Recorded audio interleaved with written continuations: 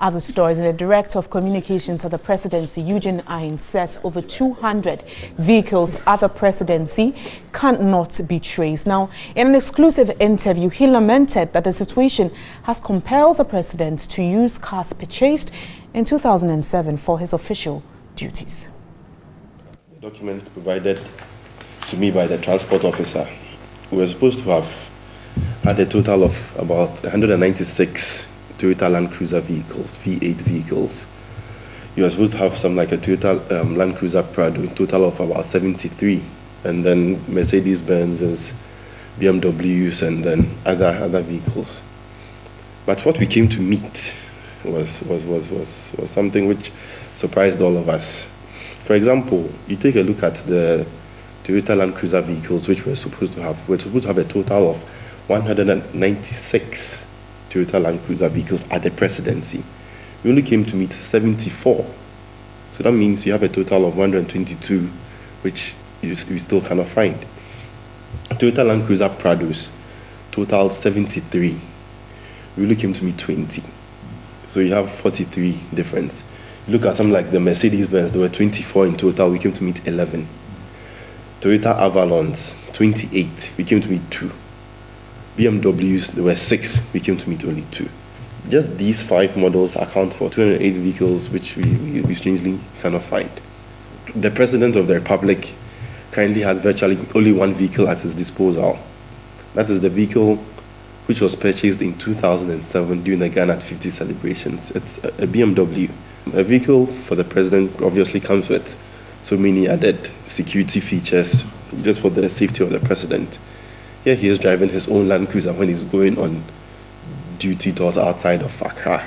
It's certainly not the right thing, but this is the kind of situation we are confronted with. He unfortunately has to use his own vehicles because the vehicles meant for the Presidency or vehicles meant for his use currently are not available. So at all costs, we have to do everything possible to make sure that we retrieve all those vehicles. And still staying on that very issue, meanwhile, Eugene Arhin also disclosed that vehicles from the ministries directed to be brought to the Presidency can also not be located. The Chief of Staff on the 26th of January wrote a letter to the various chief directors telling them that immediately the vetting of the ministers are done, they must make sure that all the vehicles left by their predecessors are ready for use by the incoming ministers and then their deputies.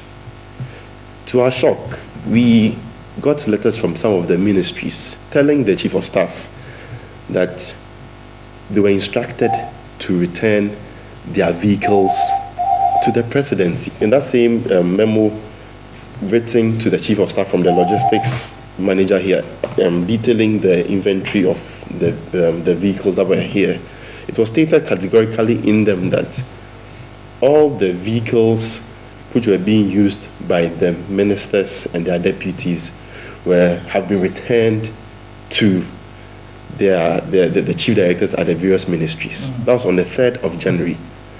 And then on the 26th of January, the Chief of Staff receives a letter saying, no, the cars are not with us. We're ordered to bring the cars to the Presidency. So then one would wonder, so what's happening here?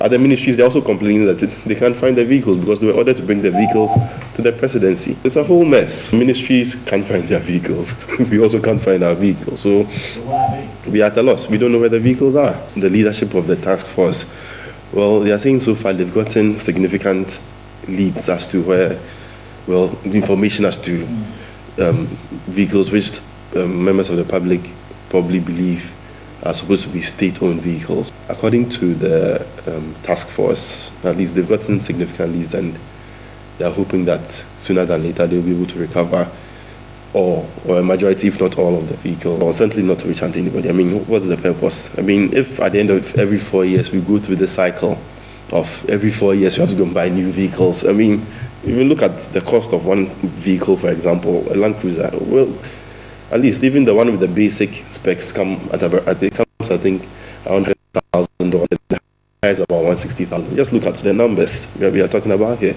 So if at the end of every 4 years we have to buy new Land Cruisers just to augment the fleet of the presidency. It doesn't bode well for us as a nation. We always complain about the fact that economic conditions in the country are tough. Ghanaians are facing standards of living which are not decent. You know, we are all hoping to have a prosperous and progressive country. So if at the end of every 4 years a government that has left office cannot account for vehicles which were under its custody, then it becomes a problem.